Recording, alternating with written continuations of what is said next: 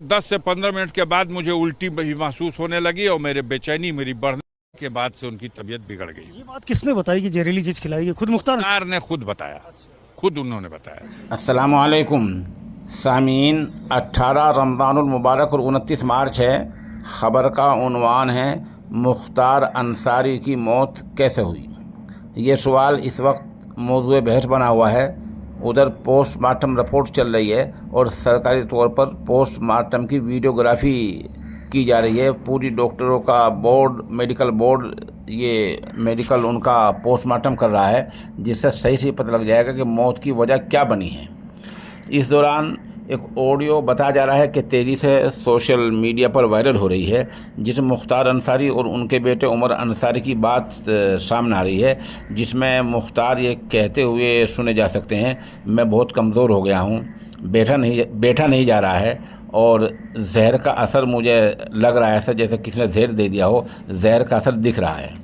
पता चला है कि कुछ दिन पहले मुख्तार अंसारी साहब की तरफ से अदालत को भी एक इस मतलब का लेटर दिया गया था कि उनकी मौत की साजिश रची जा रही है।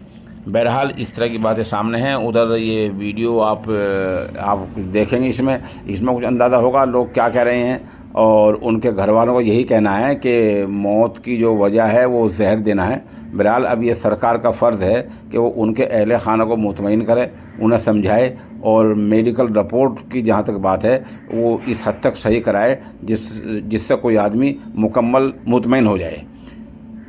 पता चला है कि वहाँ के डीएम साहब ने एक जांच कमेटी तश्कील दी है जो मौत की वजूहात का पता कर रही है, ताकि पता चल जाए मौत का सबब क्या बना है। ये अलग से एक जांच कमेटी बनी है, और जबकि उधर कुछ लोगों का ये मुतालबा है कि जो जांच हो ये अदालती जांच होनी चाहिए, ताकि दूध का दूध और पानी का पानी हो जाए। बहरहाल इस वक्त जो है वो मुख्तार अंसारी साहब की मौत की जो वजह है वो मौज़ूए बहस बनी हुई है। उधर पूरे उत्तर प्रदेश में दफ़ा 144 लागू है, और इत्तला के मुताबिक पोस्टमार्टम की रिपोर्ट अभी तक सामने नहीं आ सकी है।